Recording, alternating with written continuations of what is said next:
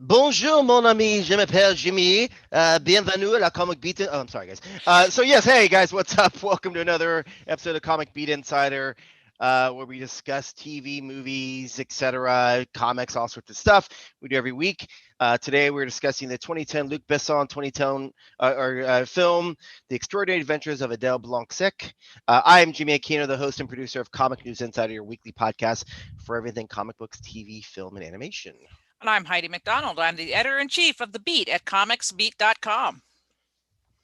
And joining us today, Johanna, go ahead. Hi, I'm Johanna Draper Carlson of comicsworthreading.com.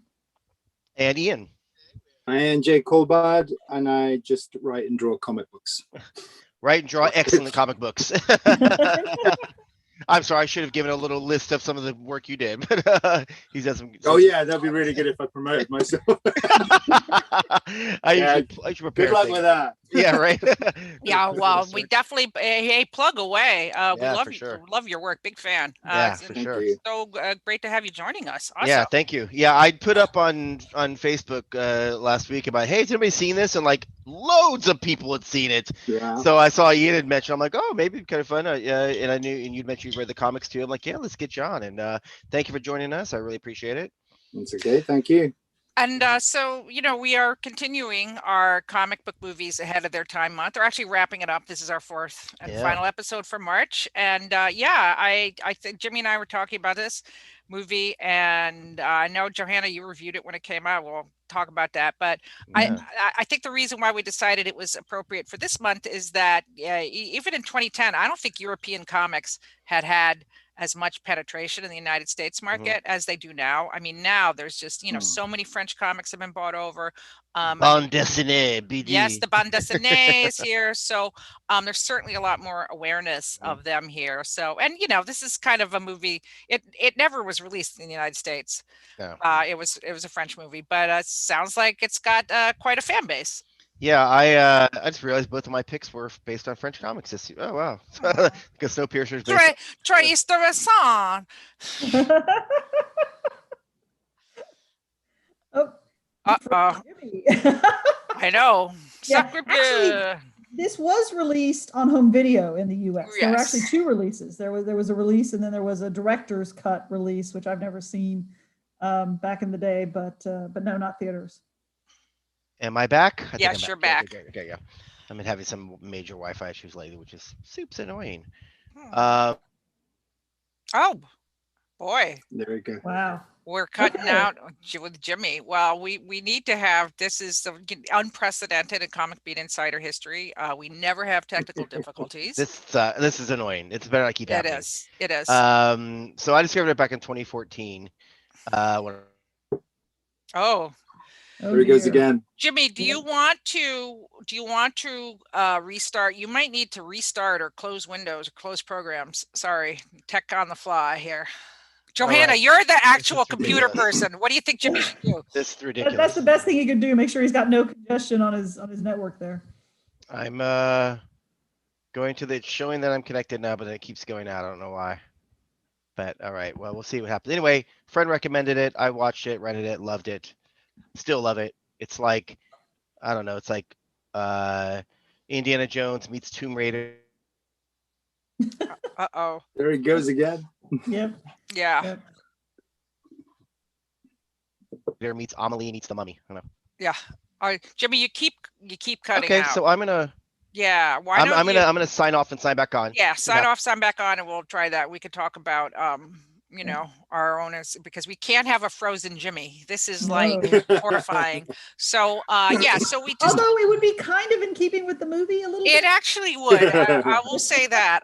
So yeah, I knew of this. I think I covered it when it first came out, because back in the Beat, the early days of the Beat, because I was always interested in comic book based movies. Obviously, Luc Besson is a big bande dessinée fan. He's made quite a few comics based movies. Valerian, which was a big old flop here. Some argument maybe, whether The Fifth Element is based on a comic book or not. Certainly inspired by bande dessinée, no question about it. Yeah. And I guess he had some artists work on some famed comic stars worked on the concepts for the movie. But Valerian and Laureline the artist from that, Oh, right. Messier, actually designed. I think he did it. Yeah, he did. He did a lot of design work on Fifth Yeah, Element. that's correct. Right. So yeah, so Besson obviously gets the comics world, and this movie really, if you did like The Fifth Element, there's a lot of the same kind of very French humor. I mean, Didn't you hate the Fifth Element? I did hate The Fifth Element, and which I can talk about, but I will say it's kind of time based with why I personally hated the Fifth Element. So it's very sexist. And at the time, it was the 90s. Actually, there was a lot of feminism in the 90s, and so I was not enamored of the sexism in there. But it's interesting you mentioned that, because I was explaining what I was doing watching this movie to a friend who had never heard of it before, and I was like, "It's girls' adventure. That's cool." And then the bathtub scene came up, and I'm like, "Okay, but it's French." Which Girls' wasn't released, Adventure. yeah. Which when they released to America, they cut that scene because Yeah. boobs. We can't have that in America. Yeah. Well, Yeah. Nobody's saying we need to see Indy's butt. So Yeah. anyway, although that would be a nice feature. Well, there you go. But anyway, I watched this for the first time. I'd never actually seen it. Watched it last night. Enjoyed it. It's goofy, boy. I didn't know what to expect. I mean, I had read the comics, so I kind of knew, or some of the comics. But a lot of fun. A romp. Yeah. Yeah. It knows it's ridiculous and doesn't care, and that's what I love about it. It doesn't give a fuck. It's like, yep, we're gonna go for anything. Yeah, I love it. I'm playing devil's advocate here a little bit, because I liked it more when I first saw it than I did this time around. I found that knowing a lot of what happened meant that some of it dragged for me a little bit, and it kind of was hard to keep my attention focused on it. But it is a lot of fun. And my key for any great comic book movie is it's got to be visually very interesting, which I think it totally succeeds at. Oh, it's gorgeous. Yeah. I had a similar experience to you when I was watching it, because the first time I watched it, it was fun. And then the second time I watched it, I noticed the kind of pacing issues of how they kind of bridged two stories together. And it's sort of, I could have got that a little bit more. Same thing. I'm a little bit more judgmental about it second time around. Go ahead. Sorry. I was going to say, I'd also forgotten, because I was comparing it to kind of a steampunk retro sci-fi kind of thing. I'd forgotten how much sort of mysticism and magic there was at the end. More of a fantasy. Oh yeah. But it is definitely like the comics came out in the 70s, in the mid 70s, and it definitely was steampunk. Very proto steampunk. Adèle is quite a steampunk heroine, and even though it is a lot of mysticism, but it's obviously inspired by a lot of the science fiction, H.G. Wells, all that kind of stuff that was in the period. So. Well, I watched it twice this week, because I always watch it 2 or 3 times, and I enjoyed it even more, I think, because I could watch Louise Bourgeon read the phone book. So maybe that's why. She is a charmer. Oh my goodness! I mean, it's just stunning, beautiful, but she's really, really good in this. And her background is like she'd done a little bit of film, but I think the story is Besson saw her. She used to do this sort of daily. I don't know if it was like a comedy type show where she played the weather girl and she had to come up with these different sketches. And he saw her, thought she was brilliant, met her for 5 minutes and was like, yeah, she's it. Didn't even audition her and thought she was brilliant. And like, even like her serious scenes where she's upset, like she's really good. I'm like, give her the scissor. Come on. It's like, she's great. I really like her. This is awesome. Well, let's talk a little bit about the origins of this before we talk about the movie. So, I guess, certainly Ian and Johanna, you can speak to this too, but, Jaques Tardi, the creator of Adèle Blanc-Sec, is one of the most revered, honored, beloved cartoonists in France. One of the most famous bande dessinée creators of all times. I mean, he's especially known for his comics about World War I, which are very dark and bleak and very powerful. But Adèle Blanc-Sec was his first big popular hit. And now let me see if it took Besson a year to convince him to do it. Yes, he was he's been approached by everybody to he's like the Americans, the Japanese, the Germans, they all want to do it. I was like, and he said no, and then Besson somehow convinced him, I guess, and finally got it made. Yeah, I'm trying to see if I can find. Well, I'll have to go back to that. I'm going to show some of the artwork, but screen sharing is a even Tardi even visited the set a few times, and and he gets the creator cameo. I didn't catch him in where he was, but he did get the creator cameo. But yeah, this was like I said, he's really known for his very dark war comics, but this is a romp. But he also created it because he saw that there weren't enough heroines in French comics, and he wanted to create a strong heroine. Nice. And yeah, I love that she's a writer. I mean, she's going around the world having these adventures and then writing about them as a successful author. And I'm like, well, that's an interesting take on things. Yeah. Yeah, I don't know if it came through, but I saw it. It's sort of like, you know, such a mix of all these movies, like Tomb Raider meets Amelie meets Jurassic Park meets The Mummy. You know, it's like all these different things. Oops. Yeah, there we are. I'm just showing a little bit of artwork. Oh, That's the cover with the pterodactyl. That is that actually from the comics. And yeah, Ian, I mean, what makes Tardi great? I think it's like he came out in the 70s when he was kind of like, he was the antithesis to a lot of these sort of the Tintin for kids type comics, and so everything he had was like a sort of grim dark version of it. Like, so although it's like a Linclair type style, it's a clean line on it. Yeah, the subject matter was often kind of because there's a lot of not just the World War I stories, but he also did this sort of pulpy kind of crime stories as well. Yeah. And I went to an exhibition of his actually in Angoulême. Oh, right. That's right. Where they had like it was all laid out like trenches, so you could walk around it, the whole exhibition. So you had these like wooden sideboards, you know, panel trench boards and stuff, so you could actually walk around and look at the artwork. It was amazing. Yeah, but, you know what? I was at that show too. That was my first Angoulême. That's right. And yeah, I was like, I mean, this is like a museum quality show of his work. And it was great, wasn't it? It was so, and it was very, very like you walk through all this and you look at the art and then you come out into a graveyard. I mean, it was really powerful, very, very powerful. It was incredible. Yeah. So he had like even though it's like quite a comic-y kind of style, it's not like a realistic style. The subject matter was always quite dark. But this is much lighter for him in terms of the subject matter and what he was doing. So were the comics as just bonkers as the movie was? Like, was it more? Yeah. Oh, nice. Okay. Yeah, which I love because I mean it's delightful. You know, it's like, you know, it's funny because like when I was watching it, because you saw quite a few of the actors. Like there was one guy, I try to be. Amalric, who was a Bond villain in Quantum of Solace. Oh yeah, he's done everything. That dude's been. He's so probably the only one that people would recognize. Yeah. Yeah. He's at the beginning as the villain, Dulevu, at the beginning, who comes through with the glasses, the dark glasses. Yeah. Because you wouldn't recognize him, but like because of the amount of prosthetics in it, it really made me think of the Warren Beatty, Dick Tracy. Yeah. Yes. Oh, yeah. The makeup and prosthetics team needs to get all the awards. Like the amount of people that were made up and was amazing, especially when like later on Adèle goes through all her disguises. Oh yeah. Yeah, but so many great things. Ian, that's a great comparison, Dick Tracy, because you know this film revels in the grotesquerie. You know, bad teeth, horrible prosthetics, and like you know, like even like you're looking at everyone, you're like, is that their real nose? Because if so, woof. No, because that guy's like 40 actually, and he's made to look like he's 80. Yeah, you know? It's great. It's great. Yeah, I really noticed how like what a great job they did with the makeup and prosthetics. Really good. That's one of the things I really liked about this movie is that you sit down and think about a scene and it's clear that they've used an immense amount of makeup and costuming and special effects, but it's not about those things. It's about telling this wacky story to that service.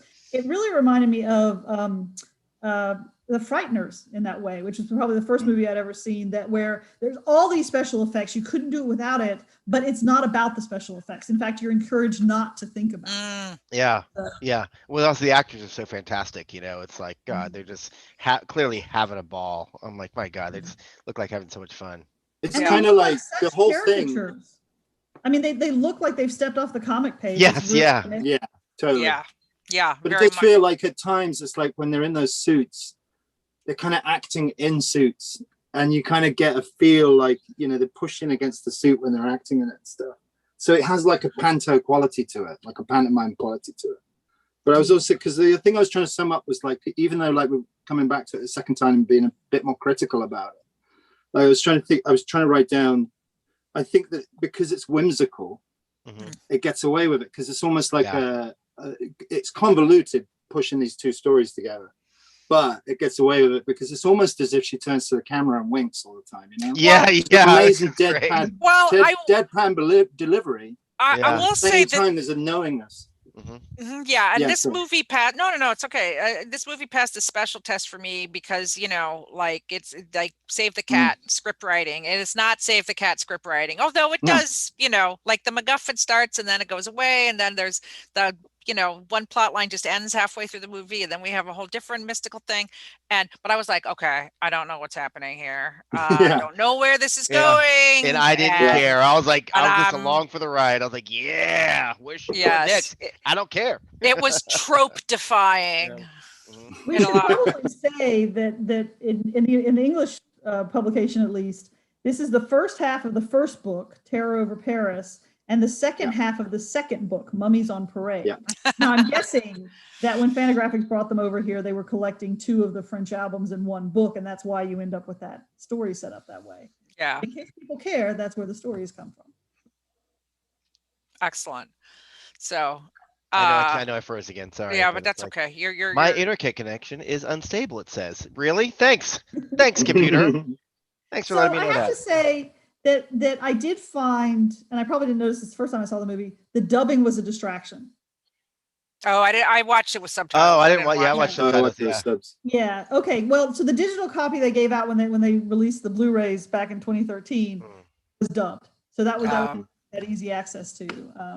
So yeah. I know I watch it with because I prefer watching anyway, just because you get the real inflection from the actors, and I'm sure the voiceover, especially some of the new Studio Ghibli stuff, the new dubs are really good.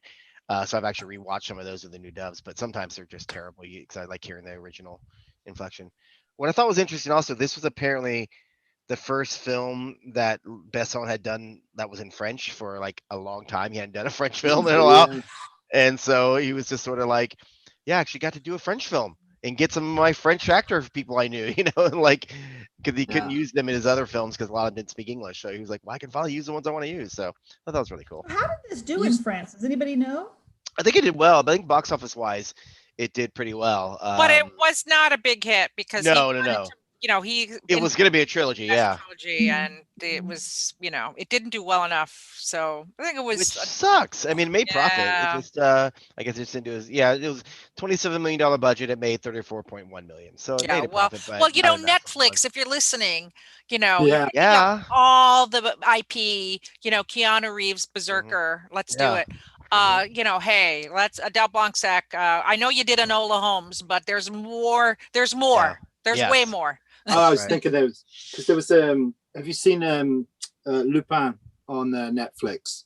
No. Have you seen that at all? Oh, the new one? No, I know, but it's got a lot of buzz. Lupin, yeah, people are talking about it. Because there's a scene in that where they crash into the outside the Louvre, I think it is, but it's like the pyramid outside of the glass one. Yeah. And that gets a name check in this. Yeah.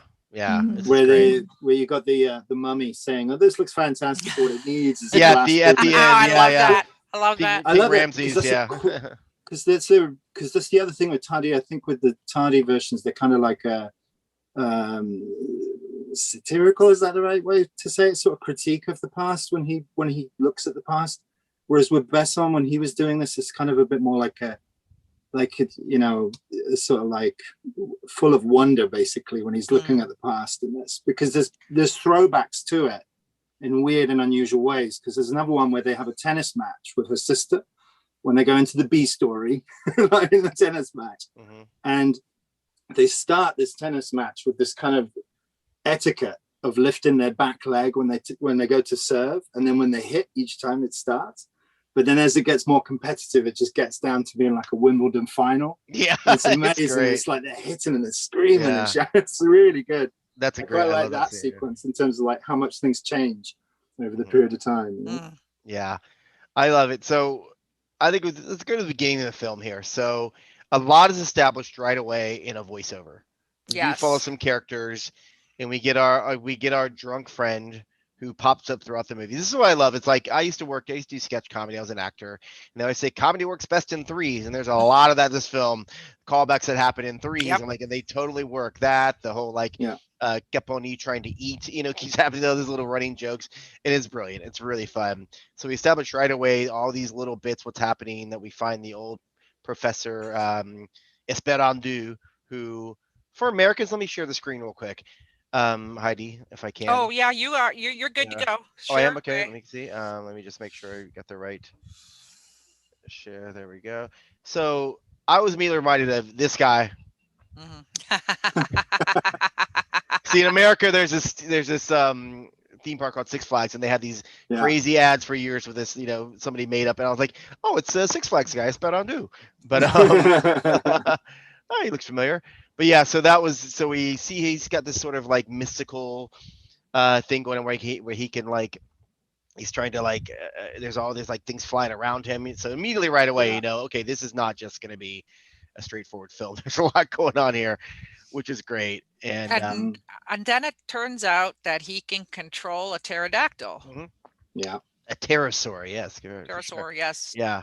And that was really cool seeing watching him because again, the actor was probably late 50s, and he's made to look like he's 70 or 80.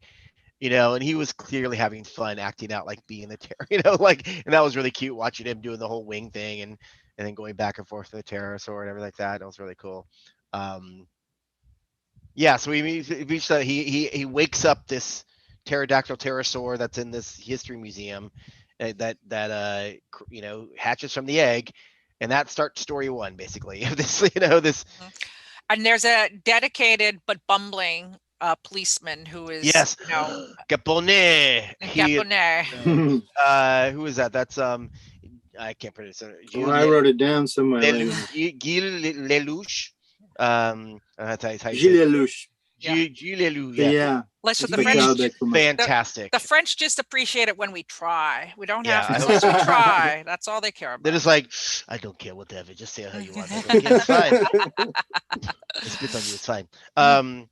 Yeah, he's fantastic. He's another one who's clearly made up a lot, and he's again, I think he was probably 40 when he shot this, and he's maybe late 30s, and they really the prosthetics with the ears and he has great time. He is fantastic. I love him. He's one of my favorite characters in this. But he is the bumbling idiot, of course. Yes. You were saying, you mentioned as well. You said they're like Amelie.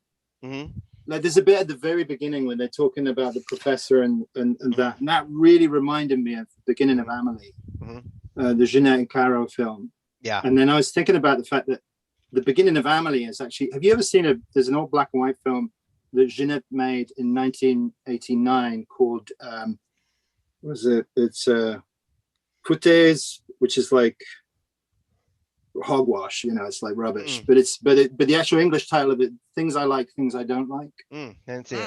And it's like Pignon, that's the name of the guy who played Dominique Pignon, who played in Delicatessen. And so he's in that, and it's just a description of things like, I don't like coming back off holiday and opening a book and then sand in the book, and like he just lists off all these things. And the beginning of Amelie is very much like that. It starts with the same sort of things where they build the character up from the things they like and they don't like. And it really reminded me when watching the beginning of this, there was a similar sort of tactic at the very sort of beginning of this, which was really had a callback to Amelie, and therefore like things I like, things I don't like. Yeah, I quite like that. But the thing I found missing at the beginning, which I often find with Besson films, is that he did this, like he did it with Subway, he did it with Big Blue, Nikita, Leon, which is the Professional in America, isn't it, Leon? Yes, the Professional, yeah. And Fifth Element, which is at the very beginning of the film, he has a tracking shot. So it opens with a tracking shot, and it's usually going on the ground. And in Subway, it's like following somebody on roller skates. In Big Blue, it's going across the water. In Nikita, it's the street where they're dragging the guy behind them, the gang are dragging the guy behind them. And then in Leon, it's the trees. I think that's Central Park, right? And I think of that, yeah. And then in Fifth Element, it's the asteroid belt as it's going along, and it's all zooming under the shot as it's coming up. And this one, it's not. It's from left to right as it kind of goes through with the titles and stuff like that. I don't know. I really wish he kept doing that. That would always be his trademark opening shot, See, I like seeing the beautiful, view of Paris, and just seeing the establishing shot of all the like, oh, there's this, there's that recognizable, all the recognizable. Even though I've never been like, we know what Paris looks like. Most people do just from movies and stuff like this. But yeah, I thought it was like kind of cool. Then we get, we come across the bumbling drunk, who's also great. Yeah. And then we also meet like this young man who's smitten with Zaborowski, yes. yes. Andre with a J for Jaguar, yes. Yes, but that's where we meet Adèle, as she is Adèle, an yeah. author, which is her background. Is she's an author and she's doing a book signing. And Andre with a J for Jaguar comes up to, Yeah. and he's just smitten. I mean, he can Yeah, barely I mean- talk. He can barely we get it. We get it because she's Yeah. incredible. I mean, and the costumes, her clothing. She wears a hat most of the time, but she's just everything about her is like. Did you? I don't know if you know. You probably met her once at my birthday party, but one of my good friends who's from France, also, Floriana. As I'm like, this kind of looks like Flo. And let me just show you real quick, see if you think so. It's my friend. She's also a model too, my friend Flo, but kind of looks like Louise Bourgeon. Oh, a little bit, yes. A little bit, yes. a little bit. I was like, I remember I saw her yesterday. I was telling her about the movie, and I was like, I think she goes, oh yeah, Dave, some of this told me that before. I'm like, okay, good, because it's true, it's true. But yeah, we meet her, and she's immediately like, she's like she said, she's doing this book signing, and he's smitten, and she's so great. But the main thing of her character from both the comics and of course carried to the film is that she doesn't have time. She doesn't have time for bullshit. Yeah. And no time for love, no time for bullshit, love, no time for crap, no time for bumbling, and then we cut to the B story in Egypt with Adèle Tomb Raider, and now she gets the heroic Indiana Jones. I'm riding a camel, and she really is riding a camel, and with her Tomb Raider, sidekicks, and they are in search of a mummy. And she has that great line about how you just need to learn to read. What to do about all this. So. Yeah. The mummies, especially at the end, the mummy in the suit. Oh one yeah. of my favorite parts. Oh yeah. Well. Just like, how do they make that happen? But he's such a, because she wants a doctor, and he's like, nope, not a doctor, sorry. Oh yeah. Well, but so yeah, that's the first kind of Adèle plot line that we get, is that she is raiding this tomb, trying to find this mummy, but she's trying to find the mummy because it's the doctor for Ramses II, and she thinks this by resurrecting this mummy who knows all about medicine, he'll be able to save her sister. And at that point, I was just like, quoi? Pourquoi? Yeah, pourquoi? Okay, I'm like, this is wacky. Oh, I accepted everything. I did too. Once I saw the pterodactyl, I didn't care. I was like, bring it on. Yeah, but let flying saucers land. But I mean, this is like cobbling together two separate stories, and we think it's going to be all about the pterosaur, and then all of a sudden we got the mummy line, and like, okay, so it's all over the place. But sure, fine. I'm along for the ride. Yeah, she's great in this though, because she's a classier yet no crap taking Laura Croft, in her dress and everything. Less action, more smarts. Yes, she doesn't need. She's not like whipping people's ass because she doesn't need to. She's so much smarter than them. Yeah, which is so great. I love it. And there's that whole scene with the her nemesis before. Yeah, he shows nemesis, up. Played by Mathieu Amalric. Yeah, yes. Du Levu, or whatever how you say it. Du Levu. Yeah, he's great. Yeah. And it's so great, the little scene with the lighter where she gets right up in his face. I love that when actors get so close to each other and they're like trying to do their scene, and probably clearly cracked up several times doing it. Yeah. Well, whenever I see these scenes though, I'm always upset. It's like they ruined the tomb, because okay, so this black ichor comes out of the tomb, and she's like, it's gasoline, and so put out the torches, and then she's menaced by her nemesis. Obviously, it's like we meet again, Dr. Jones. You can see that they're they've clashed. He looks like an even uglier Austin Powers. Yeah. Like Austin Powers and Bullock mixed together. Yeah. Yes, and and then he's got her tied up, but she's about to execute her by firing a squad. And I'm thinking, I never anticipated, was like, she's going to ask for a cigarette and going to light up the oil, and that's exactly what she did. I was well, I guess I would do that too. I guess. So I've got some smarts. Maybe I can escape from a villain. Maybe. But just how she plays him is so adorable. You're like, oh, mon père, your father. Oh, what a great. I've got something for you too. Bye, see ya.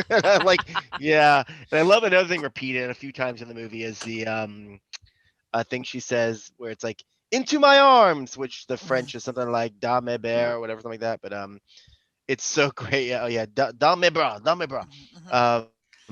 Which And she then does in the escape, yeah, with the mummy, Patmos. right, and then we see her like somehow dragging like the mummy case by herself, and I was just like, this is, it's like nothing stops Adele.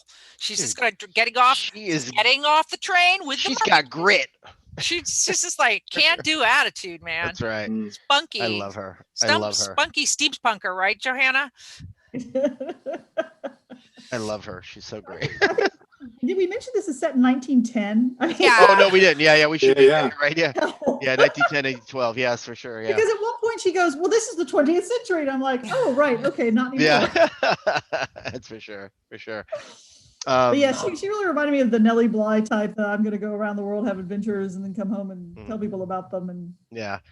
So before she's heading back, we go back to the pterosaur storyline, where it's now like Capone's so bumbling. He's like, everybody keep this quiet. Next day it's in all the papers, of course. He's like, oh, and then it gets passed down from the president. I love the passing the buck system, which they do a couple times. Where they're down from the president down back to Capone, who started that anyway in the beginning, which is so great. I love it. He's so good. He's such great facial expression. But he's called in on the case, and he's like, I haven't eaten in 2 days. And so every time he tries to eat, this comes in threes also, but every time he tries to eat something, and if you've been to France, like he's got this, at one point he has this pate sandwich, and you're like, oh, I would totally eat that. And he's about to bite it, and snatched away. Love it. I love it. Yeah. But that's his running gag. This was actually sort of an ethical debate I was having with myself, which is that they put the professor on trial for murder, which is, the next thing that Adele's got to fix because, oh no, they're going to kill the guy who knows how to deal with the mummies or whatever. Because he was mentally linked to the pterosaur that killed people. And I'm like, does this work? Because I actually had to stop and rewind the movie because my attention had wandered a bit. I'm like, why is he suddenly in jail? What did he do? I know. There's a bit of a yes. So so now suddenly we get the connection. So when Adele comes back, she's going to Professor what's his name? Esperandu. To revive the mummy. However, she finds that he is in jail because he's been charged with the murder of the 3 people who we met earlier in the movie who were killed by the pterosaur. The prefect and the showgirl and the taxi driver, whatever. Yes, and I mean we don't know the time frame here. Let's guess maybe it took a few months. All right, but he's already on death row. Essentially, he's already been tried and convicted and about to be executed for controlling a pterosaur with his mind. Well, the only reason he got caught was Capone, as bumbling as he is, shows up to his apartment just to ask advice. And the pterosaur showed up because of the link, and he's trying to hide the pterosaur. But of course, Capone, what does Capone pull out to eat? Eggs. It's just great. Oof. And it's so great. So of course, pterosaur goes crazy, and then they see that he has this pterosaur. So he makes a connection, as bumbling as he is, that he had control of it. So that's why I think that's why they arrest him and like, okay, and take him off to jail. I just want to point out that Jimmy works in a French restaurant, so he does know plenty of menu items. I do. Yeah, that's my. I speak restaurant French. Yes. But it's so great, and so he does go off to jail. And she finds out, which of course averts her plan. And also we learn that Andre with a J, Zabarowski, is also Zborowski is also connected to the professor. I guess he works at the museum. Well, a different professor. He's with Professor Maynard at the museum. But so now we've kind of gotten all the elements that are really don't seem to make any sense, but they're all kind of connected in some kind of souffle. And now the souffle must, very nice, yes, must rise. Now we must, it has to be the right recipe for it to rise properly. Oh, I do like another running joke is Capone's dumb jokes he makes where he laughs to himself and tries to stifle it, where he's like, and then his men behind him start to laugh to him. I'm like, he's so great, that guy. I love him so much. He's probably my favorite characters in it. The egg was too much. But yes, Adele returns with her mummy, and we see her poor sister for the first time. Poor Agatha. This is like Agatha with the pin straight through her head, just lying comatose. I'm like, at first I was like, is she alive? Oh yeah, she must be, because the housekeeper was keeping her, like that. But I was like, okay, she's somehow alive with this pin through her head, this hairpin. But then we go back to Capone, he's got 24 hours, to solve this, and he finds the Craven the Hunter of this world, Saint-Hubert, I guess it's Saint-Hubert, who's a hunter. They called him in from Africa from one of his big hunts to hunt down this giant pterosaur that's terrorizing Paris.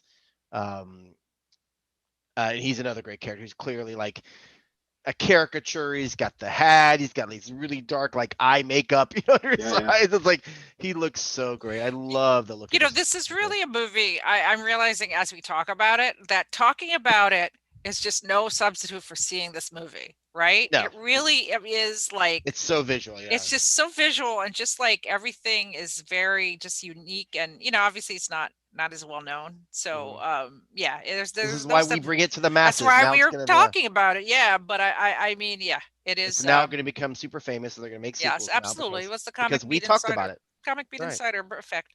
Yeah. I found myself thinking as we're telling, and then this, and then this, and then this. Yeah. I wonder if it would have made more sense to sort of fake a serialized, like a Saturday morning sort of, and then this happens. I think that might, if it was more sort of chapterized, I think that would kind of help with the smooshing the stories together part.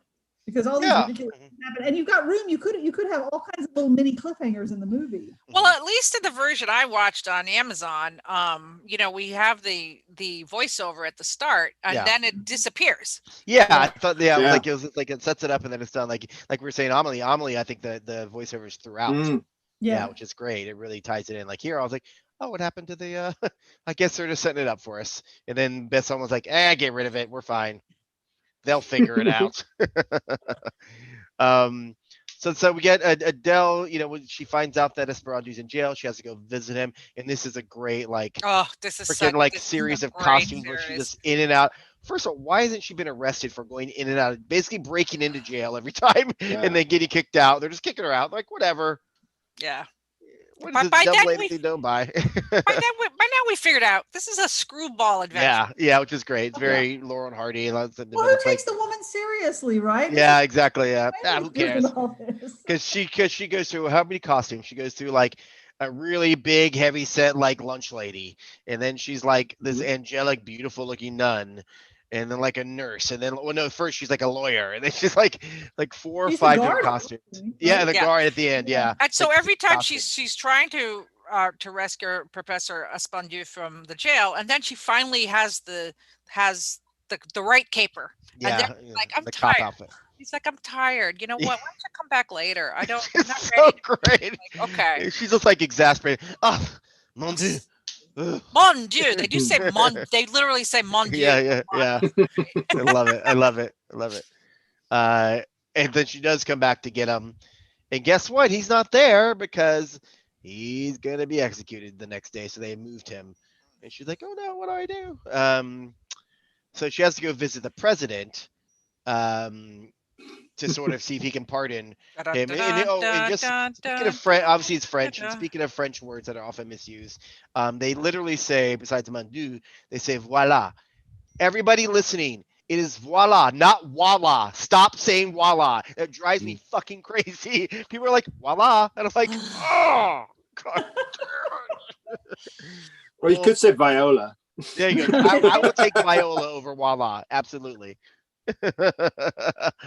But yeah, so she goes to the president and he's like, I'll think about it, we'll see what happens. So, and the president is playing with his little dog, Nelson, adorable Scotty Terrier. Now, Nelson, of course, is a pretty funny, because obviously, Lord Nelson, I felt like that was, who defeated Napoleon in the battle, the naval battle. So, now he's got the pup named Nelson. So a little in joke there. Yeah. And, but, again, see, it's interesting that, like, when a movie's very predictable, I don't try to think about what's going on next. But this movie was, because it was so unpredictable, I kept being like, okay, the pterodactyl's going to come get the dog. Yeah.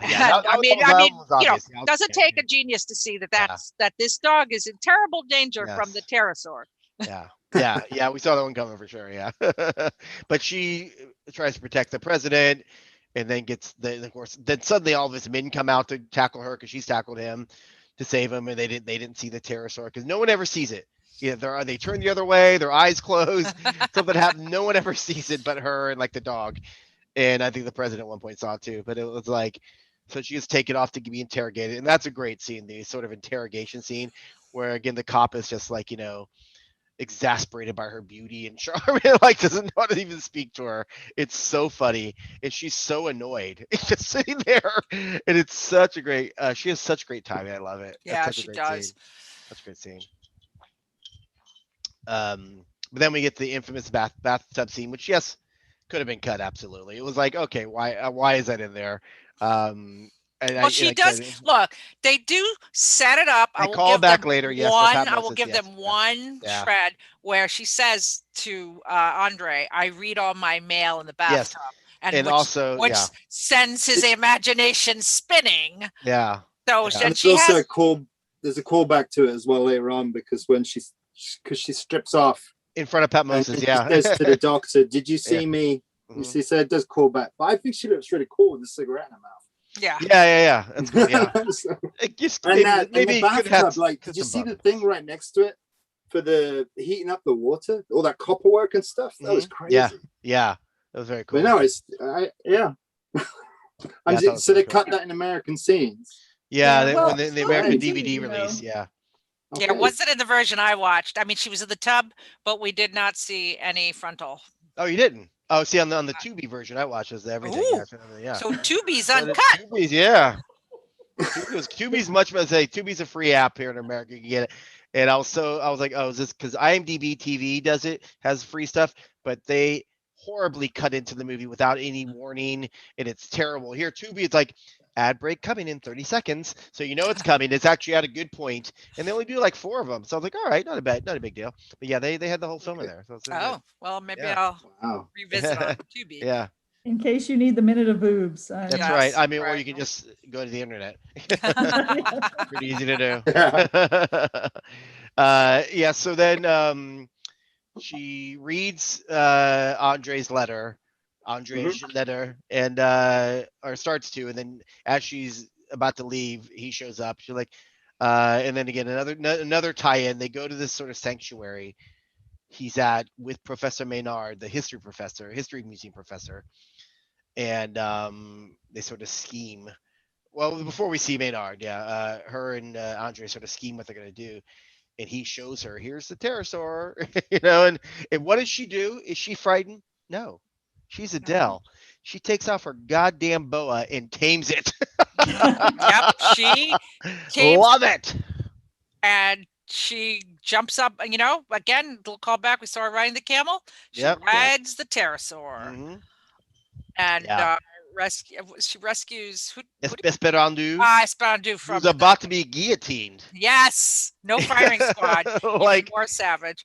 they still did the guillotine up to 1910. Holy shit. Oh You my could have God. no more than that. Wow. Wasn't Wow, there like, really? isn't there that kind of meme going around where it talks about how many years just before Star Wars they stopped? It was in the 60s, wasn't it? Wow. Yeah. Holy shit. Really? My God. That's crazy. Well, they were sending people to Well- Devil's Island, in the 50s. So The last Yeah, and in the person- UK they were still hanging in the 1960s. So Yeah, according to Wikipedia, the last person executed in France by the guillotine, September 10th, 1977. well, there you go. According Yeah, to so it Wikipedia, was to do with for whatever Star Wars. that's worth. So, We are a executed bunch by of guillotine by savages. any government anywhere in the world. Yeah. Wow. Well, Esperandu doesn't fall. He is not. Which is He like, escapes. it's like- he escapes. Thanks. hold on, Yes. let's just pause a minute. Yeah. Jesus. Woo. You know that it was Okay, go. invented to be more humane, right? Because so much could go Because wrong. it's quick, yeah, because it's Yeah. so quick. But it's Yeah. like, more Yeah. humane, but then like the psychological aspect of it, like you're going to the guillotine, you're there. Like I can't imagine the anxiety. Holy shit. Ugh. Jesus. Yeah, but Yeah. so she comes to rescue Esperandu and on the pterosaur, grabs pterosaur in this again bumbling Laurel and Hardy, gruesome moment. The actual executioner falls into the guillotine, and guess who loses her head over all this? But yeah, Mm. I don't know whether he landed in such a way that it was like just the top half of his head. It was even worse. yeah, Isn't it? It's like- yeah. Do you know what I mean? I And he remember lands looking when at he's it looking thinking, up at it. You're oh, like, did he just? no. Oh, that's horrible. So you can see it, yeah, because he's looking up at it. You're like, oh no, That's even totally worse. see it coming. Totally see it coming, yeah, for sure. Oh, so they go back to the sanctuary, and this is where Maynard is there. Then we see that yet another connection. Maynard and Esperanto are old colleagues. You know, like, oh, you old blackguard. You know, stuff. I'm like, oh, that's so great. Of course, they know each other. But so now they're trying to resurrect the mummy. Now we're back to the mummy. Okay, Well, but we're wait a almost bit. back to the mummy. We're almost back to the It's- mummy, but because now yeah, so they kill the pterosaur.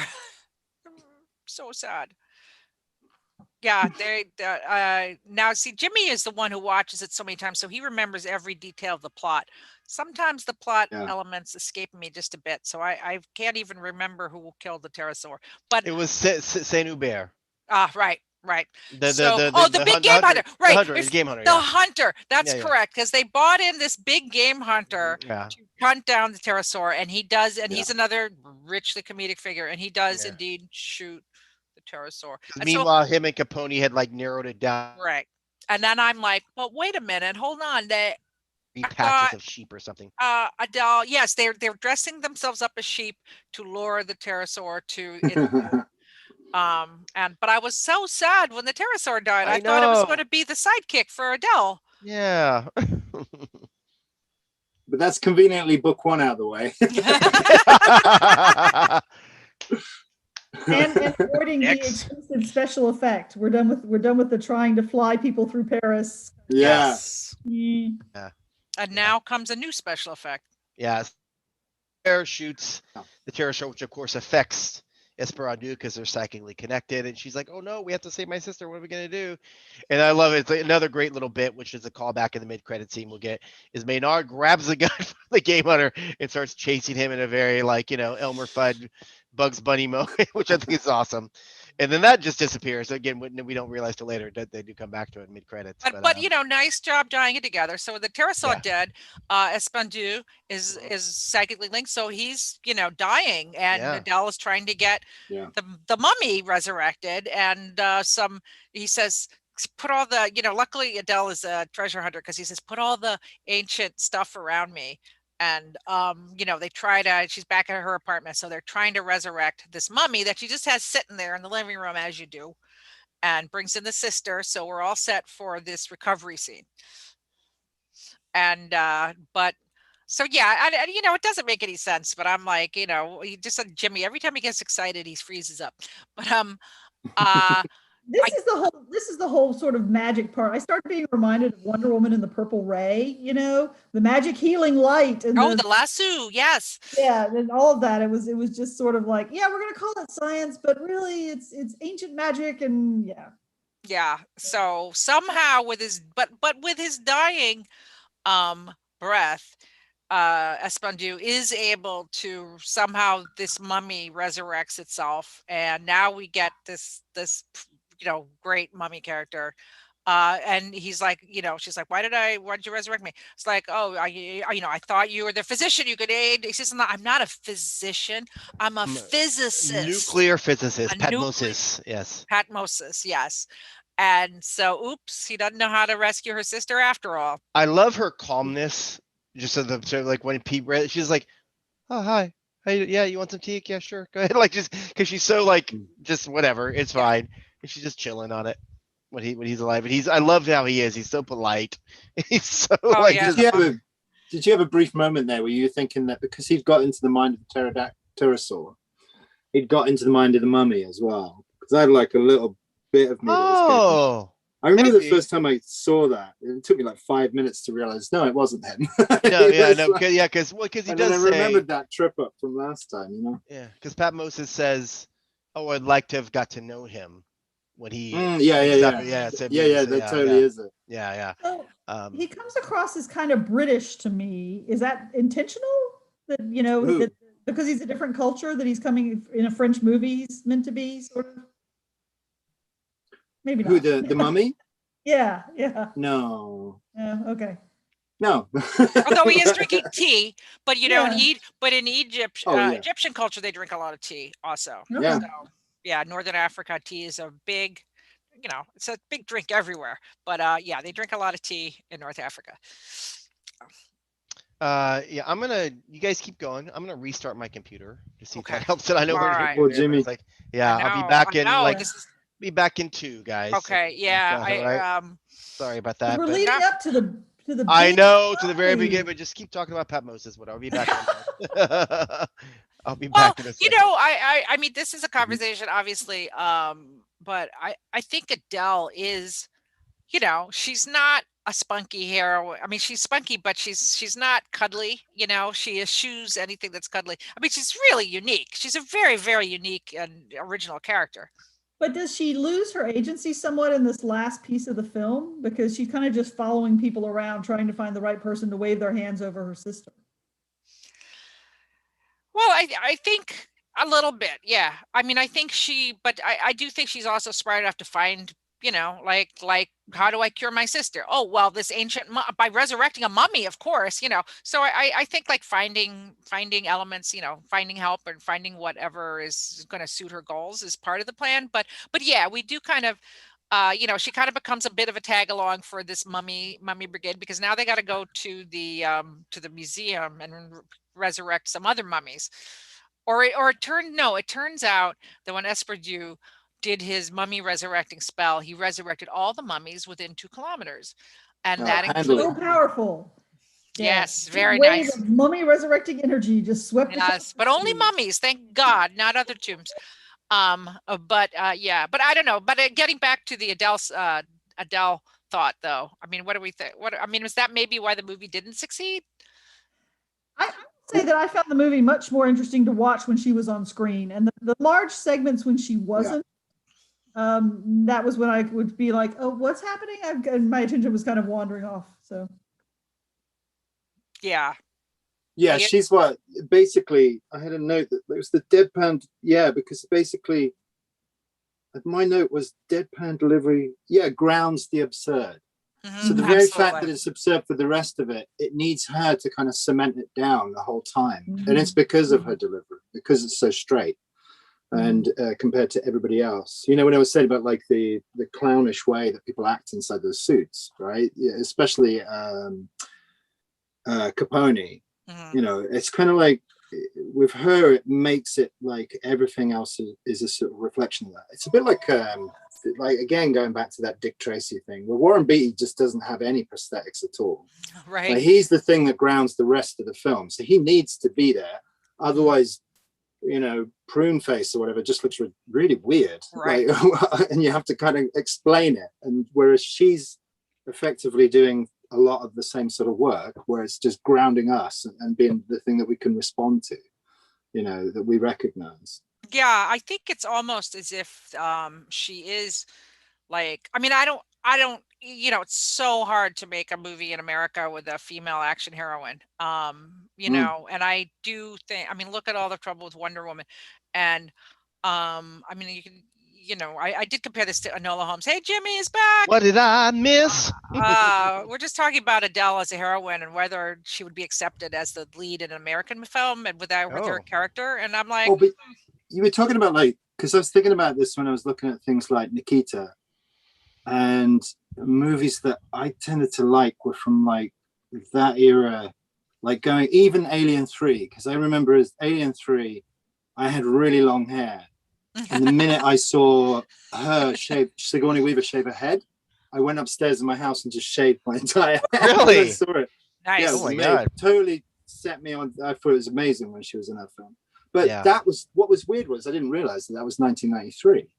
And what I then also didn't realize was that Nikita was actually 1990. Because in my head, everything's like in 88 for some reason, when I think back to that period of time. But then that was a female lead, very strong and fighting punk kind of character at the very beginning of that. When you were saying something earlier on about like female characters and stuff, that era, there was a hell of a lot of that. You have Thelma and Louise, isn't that like early 90s as well? Yeah. And then you've got like, when's Long Kiss Goodnight? Is that's probably that was the late 90s, you know. That's probably 90s is weird for me because everything seems condensed down to like the front end of it for some weird reason. That's what drugs I mean, do. only just because one of my favorite films is Ghost Dog, and that movie's like late 90s. I can't believe that's late 90s. In my head, I've got like you know, there was also Buffy and Xena, Warrior Princess. I mean, you know, there were a lot of strong female characters for a change. I mean, it was like the first. Now a lot of them are maligned, and now look back on as horribly flawed. But at the time, I loved it. I loved it. Even the Professional, and in America they remade it with Natalie Portman and No, Bridget. Oh right, no, that was La Femme Nikita because they remade both of them.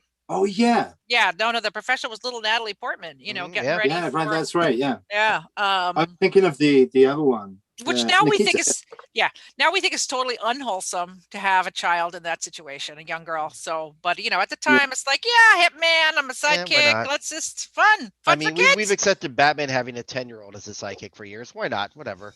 Have we accepted that? It's been a long time since Robin's been that young, though. True. I mean, well, no, the Damian was like the new one was pretty young, like 10 or 11, wasn't he? Like that, 12. The new one? Anyway, we digress. Yeah. But no, it's just it's interesting because she's not. I don't think Adele. I mean, Adele's beautiful and adorable, but she's not particularly likable. What do you mean? I take umbrage to that, madam. I would disagree with that. Okay. She's very likable. Well, the whole question of the difference between the protagonist and the hero, and does your protagonist have to be likable? Well, I'm saying I don't think that's her first quality, and I'm fine with it. But like a Hollywood studio, I was like, no way. We got to have a likable heroine. I don't know. I've been watching an awful lot of Sherlock, so likable is kind of like right out the window. But no, I think she's likable. I don't think she's abrasive. I don't think, but she is also. Matter of fact. Yeah. But then the question when you're talking about the terrible cliche of the strong female character is also how sexualized are they? And that's one distinction we have with Enola Holmes, which you mentioned, which is that by casting a younger woman and who produced the movie herself as well, we kind of get away from that. Yeah. So that's a plus, I think, and that we can separate those qualities, because even Aliens, I mean, I never saw the Alien movies. I don't do horror, but I still know that Sigourney Weaver was in her underwear. Yeah. Because that's some of the promo that you've seen. Right. For sure. So. For sure. Yeah. So Jimmy, we were just talking about how they're off to the museum to because they realized all the other mummies are resurrected, and so we get a mummyphilia, man. It's great. Mummy palooza. Yeah, and Ramses is so great here. I love Ramses. He's like. He's great. Oh, and they're also carting her sister. Oh, wait, we forgot. Ian talked about it earlier, but there is the flashback of what happened. The tennis match. Yes. And they're having this furious tennis match, brutal tennis match. That's my favorite scene in the movie. It is great. Superb. But you see how that hairpin gets in her. That's a brutal shot. Yes, and then she falls on the hairpin, and it pierces. Woo, which is, by the way, which is why I hate metal straws. By the way, I'll never walk along drinking out of a metal straw. Suppose I tripped. Oopsie. That's what I do. I drink out of a metal straw. No, but you're not walking along. I would never walk with a metal straw. That's definitely how I'm going to go. Something stupid where I'm going to fall into something like that. I have a metal straw through my eye. No. Something dumb. About the tennis scene, to me, not the tennis scene. It was the bit leading up to it where they clearly care for each other, but they're very competitive. Yeah. But they're playful about it. Really playful. Poor Jimmy. He just cannot. We got to go there and restart his router, I think. But anyway, and so, but now we learn why. She's got this whole scheme to save her sister, get from this brain damage that she has with a hat pin. And that blend of they're competitive and she feels guilty about it. But I don't know which actress played the younger sister. I assume she's the younger sister. But I thought just that one scene by itself did a really great job of establishing these characters. Oh yeah, totally. And then by adding that layer of she's guilty about it, but she's not like wringing her hands and freaking out about it. She's trying to do something about it to remedy that. I think that helps actually contribute to the whole likability aspect of it. No. I mean, listen, I'm saying by American standards, she's not, like we just have so many problems, giving a woman agency in a film or being the driver of the action. And, I just look at Wonder Woman and how hard, I just don't know how this works. I don't know. How do we do this? Jesus, it just, I'm stumped. poor Jimmy is stumped. So, well, anyway, continuing on. So we get all the mummies. They come out of the tombs, and then there was a little sexist thing where Ramses kisses the sister before he uses his magic. They get his actual doctor to the medical mummy, because of course only a mummy would know how to help the sister. And she says, if you pull the hat pin out, she will die, is what the doctor said. So what does he do? He pulls out the hat pin. And thus, Jimmy Aquino returned to Zoom call. Yeah, this was the point at which I just kind of went, whatever. Yeah, now we are off in another Yeah. zone. So completely. Can we talk? Maybe I'm jumping too far ahead from your plot description, but when Andre with the J shows up at the end and the sister is there, it's like, oh, having just any one of them is fine. We'll just sort of transfer. Well, I think that's also part of Adèle's character, though, is because she's, she obviously has all these men who are after her, and she's just like, no time for love, Dr. Jones. And which, like, they've been talking about how many Disney movies, in Disney movies, they're not a princess who gets rescued by a prince. I mean, this is like, they don't have to hook up at the end. And I like that the sister, she's been comatose for years, and there we go. I'm on my phone. Jimmy Can you hear me? has on the fly. He's adapted on the fly. Yep, we can hear you. Nice. Great. Yes. Okay. Awesome. That's have to hold my phone the whole time. Great. Yeah. So, all right. Well, we're at the end of the film, so we're getting there. So, Yeah. So we just pulled the hat pin out of the head, and the sister is miraculously revived. I always say, like, when that scene came up, it was so quick, which is very medical. It's like taking the Band-Aid off. But it was a moment where it felt like that should have been more like a pin out of a grenade. And everybody just holds their breath. Like, that would have been great. It's just like, what's going to happen? Well, it's funny you say that, Ian, because like Jimmy and I just did a whole podcast about Justice League, and Ricky, who was on it, was like, like the Snyder Theorem is like, whatever plot mechanism we need to get to this great shot, just how we're going to do. Because I mean, Justice League is just, it's just visually insane. And the visuals in Adèle Blanc-Sec are great, but like Besson never lingers on anything. He never cuts back for the shot so we can be like, maybe when the pterosaur is flying over Paris a little bit, but he doesn't do any of that. He doesn't like admire his own shot making at all. No, and then that sequence, because they've built it up so much, the fact that they've kept the pin in for so long, that I just thought they're going to take it out, just like wait, and then everybody like freezes, and then the doctor, and then she's reacts or whatever, and the doctor's like, oh, it worked. Because that's really what a doctor would do, right? Be like, oh, that's fine, you didn't die. Yeah. Yeah. Well, Pat Moses has to calm her down magically, so yeah. Yeah.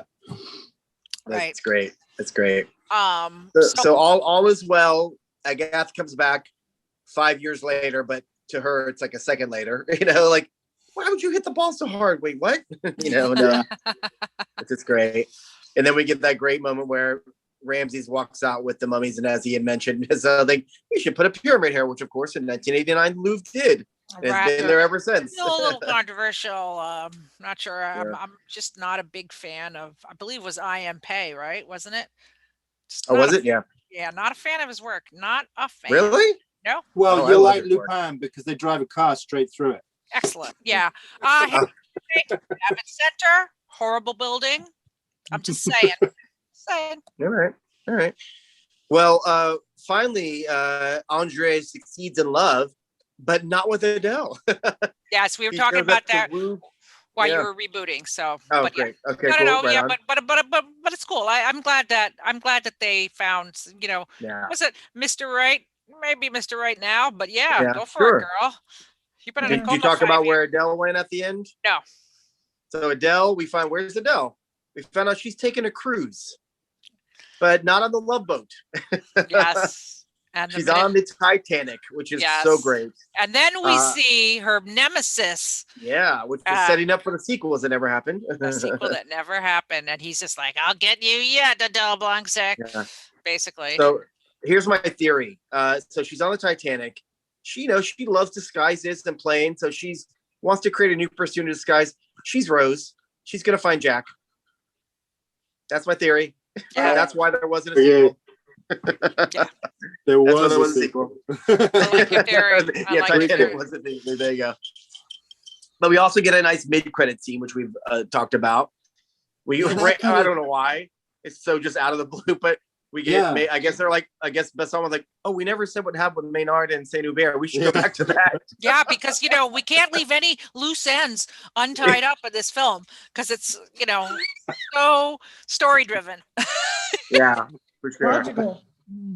We see Maynard chasing Hubert, and he runs out of bullets, but he feels safe, but then he looks up, and he's like, I guess they're in some sort of zoo or sanctuary, animal sanctuary. He's in the gorilla enclave, so that's the last we see. And at least they don't show any gruesome, attack. Yeah. Well, when apes attack.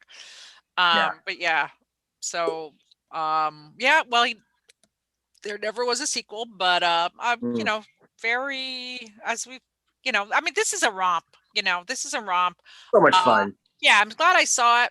As Aaron, who's frequently on here, says, would I watch it if it was just happened to be on TV? I don't think so, but it was there's a little bit, I don't know. I would. I'm not a big Luc Besson fan. Okay. Right. I could admire his work, but there's just something about his work that is not doesn't speak to me as much as some other directors. Like Jeannot, I love Jeannot. But not as much into this. But it was fun. I'm really glad I watched it, as always. Every 10 years, it's not so bad. Yes, exactly. Yes. I would watch it again because I could probably watch it with the sound off for Louise Besson alone. But that's just me. Yeah, that's me and Troy. So I understand. I get it. I hear you. But even though there was no sequel, what if there was a 2021 remake? So Ian, every week what I do is I recast a modern version of a film we've covered, and because I'm Asian, because I'm a former actor, and because Hollywood's very white still, I recast it with an Asian cast mostly. So I've done that for here. So I will try. I'm just going to turn my phone and show you pictures. But so for Louise Bourgeois as Adèle Blanc-Sec, I want to go with a fantastic Gemma Chan. Oh yes, absolutely. Okay. Yes, who is a British actress who's of course blown up big lately. She's doing a lot of stuff. Crazy Rich Asians. She's in in Captain Marvel. She's got all sorts of stuff going on. They're just, it's me and her when we used to date. But anyway, okay. I was in a press room with her. As the evil nemesis Delavu, I think Jackie Chan would have a good time. 100%. Yeah. Little Jackie Chan. And as Professor Maynard, you recognize this guy from Deadwood. He was Mr. Wu, among many other things.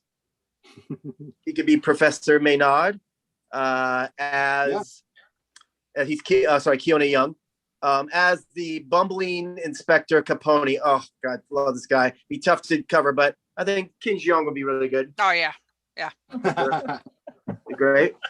I think it'd be a fun casting as Saint Hubert. Matthew Moy, you might not recognize him. He's a man of a small stature. He was in Two Broke Girls. He played the manager of the diner. He's like 5'1", but I think there would be some really great jokes he could play where the joke's not on his stature, but on Capone more. It would be kind of funny, I think. I'm going to gender swap the next one as Professor Esperandu, the psychic professor.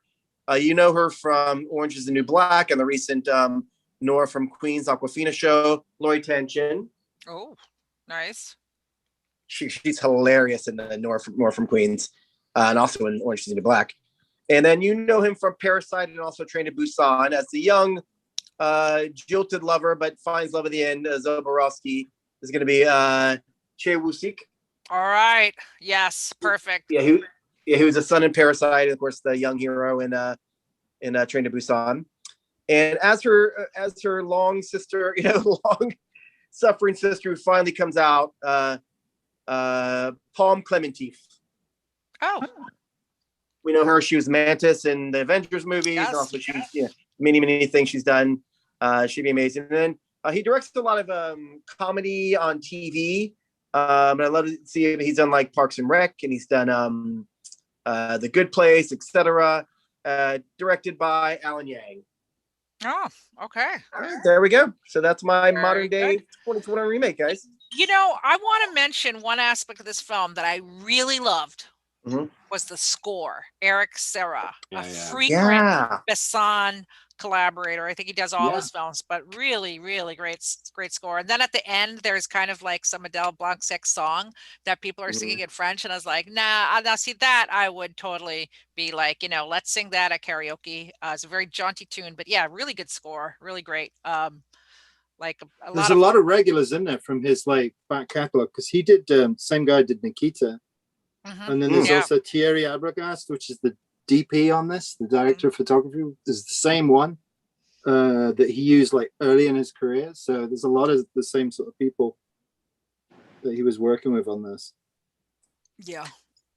Yep, it's the rep company. So Yeah. but he's I don't know. I mean, Valerian was a big old flop, unfortunately. And did anybody see Valerian? I didn't. Nope. Well, I did, yeah, about half of it. oh,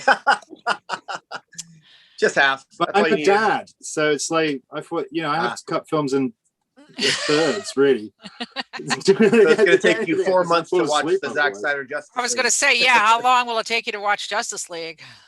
Oh my god, no. You'll be done by December. I saw that 4 hours. I don't have that kind of time. That's crazy. Yeah. You've been in lockdown. That's a long time. But like we said on the podcast, we binge 10 hours of a show in one sitting, so it's not that big of a deal. I am determined though to watch Tenet on the smallest screen I can possibly find. Just watch it on your phone, right? Just this whole thing of like, because totally, because of the fact that like they say like you've got to see it on the biggest possible, because the Justice League thing, even though it's appearing in your house, it's actually shot that way because of the fact that it was for IMAX. IMAX, which is crazy. Makes me want to watch it on a really small screen. Do it. Just go the opposite way. Yeah, for sure. All right, so yeah, I think overall, like I said, you guys seem to like it but not love it, but I seem to love it, and it was good. We'll watch it again. It's definitely a worthy entrant in the comic book movie annals. I really wish you would have gotten the sequels, though. Really would love to see more. I definitely loved it way more the first time, because I can remember watching it and then thinking my kids are just a bit too young to read subs, because I definitely would have watched it with them, but totally, because it's fun. Yeah. And the thing I hate is pantomime, weirdly, and yet this is very pantomime like. But for my American friends, let's say in the UK, they do like this theater. It's pantomime. It's a little different from what we're thinking. It's just very sort of over the top characters. There's always stock characters. It's like children's theater, but sort of on crack, right? Ian? Panto. Yeah, Panto. Yeah. Yeah, Panto. Yeah. So I mean, it's like, the thing you were saying about the tea and being British because of the tea. Well, they put milk in their tea. I'm going to die on the hill that says because they shouldn't put milk in the tea. So the guy in the movie drinks it the right way. Wait, you're saying they shouldn't put milk in the tea? No, you shouldn't put milk in tea. What the hell? How do you drink it then otherwise? A British person saying this? Oh no! I'm Polish though, so there you go. Well, Ian, there is a huge tea scene in Justice League, so oh my god, yes. You might have they to put watch milk it. in it. They don't. Wasting 4 hours. We don't want to spoil it. Yeah, we don't want to spoil it for you. Forget it. We don't spoil. Like We don't want to nothing. spill the tea and spoil the tea either. So yeah. Awesome. All right, guys. Let's see. We wrap it up. Thank you both again for joining Heidi and I in this. And thank you really so much. appreciate it. Hope you had a good time. I and listeners out there. And by the way, a lot of people listen to this because I put this up as an audio version the next day, tomorrow. So I realized when I did the recasting, you can't see the pictures. Just have Google handy to look up who I talk about when I'm recasting it. So, if you don't know the actor. Or just cut ahead to that section of the video on YouTube. So there you go. Or go back to the video. That's it. There you go. All right, guys. So We appreciate it. Next month, have we decided we're doing like guilty You pleasure? know, let's talk. Well, we'll talk about that We'll figure it offline. out. Actually. I have a new idea that just struck me. So Okay, talk we'll about do that. the films of Jimmy Aquino, Yes. which is one. So The films of Heidi McDonald. There's two. So yes. oh, there you go. Have a Already little got an film EP. festival. But thanks so much, guys. I am Jimmy Aquino with Comic News Insider, the weekly podcast covering comics, TV, film, and pop culture. You can find me at comicnewsinsider.com. If you want to find me on social media, I'm at Jimmy Aquino, JIMMYAQUINO. And I'm Heidi McDonald, again, the editor-in-chief of The Beat at comicsbeat.com, on all social media as ComixAce, COMIXACE. And if you like this, please subscribe to our YouTube channel and ask for notifications. And please subscribe to Jimmy's podcast and subscribe to The Beat newsletter. Subscribe. The message is subscribe. And I'm Johanna Draper Carlson of comicsworthreading.com and Johanna DC on Twitter. And I'm meant to promote myself at this point. Yeah, what are you doing? Yes. Hello, Ian is an insanely talented cartoonist. Very kind. Yeah, no, he's great. He's written books. You've done your own. Yeah, what are you working on right now? I don't have a website or anything. I'm working on. I've got Umbrella Academy book come out this month, which is Tales from the Umbrella Academy. You Look Like Death with Jared Way, Sean Simon, and Nick Piquet on lettering, and then there's me doing the artwork, and then there's also everything from Burger Books, which is volume 2, which is out this month as well. Yeah, no big. But I don't have a website or anything like that. Yeah, he's so talented. He doesn't need one. Like everybody's like, get me Ian Culbard. No, check out his work. But you're not on Twitter. Come on, you're not. I know I am. Yeah, kind of, sort of. Just Google his name. You'll I have an Instagram. Oh, okay. What's your Insta handle? It's. Hold on, very professional. I think it's I&J Culbard. Yeah. I don't know. It's my name. It's just at I&J Culbard. Yeah, I&J Culbard. Yes. Yeah, probably. Yeah. Well, probably. Well, check it out if you don't know his artwork, because it's awfully good. As this is the terrible. fact that you're working on Umbrella Academy and with Karen Berger would indicate. Yeah. Pretty great. And then also 2000 AD, I do Brink, which is nice, coming out later in the year, actually. Book 4? Yeah, book 4. So very busy. Excellent. See, I do stuff. Thank you for taking time out of your busy schedule to thank you with us. So no, it's good fun. It was a good laugh. Thank you. It is. All right, cool. Well, until next Push time. my black tea agenda. Stop putting milk in tea.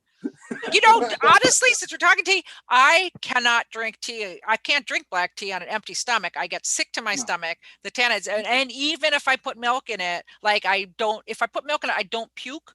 But like I can't drink it otherwise. Like it has to have milk in it, and because it's just. I drink iced milk tea all the time. Yeah, well, iced milk tea is fine, but no black English tea. I mean, you know, I've been to England and.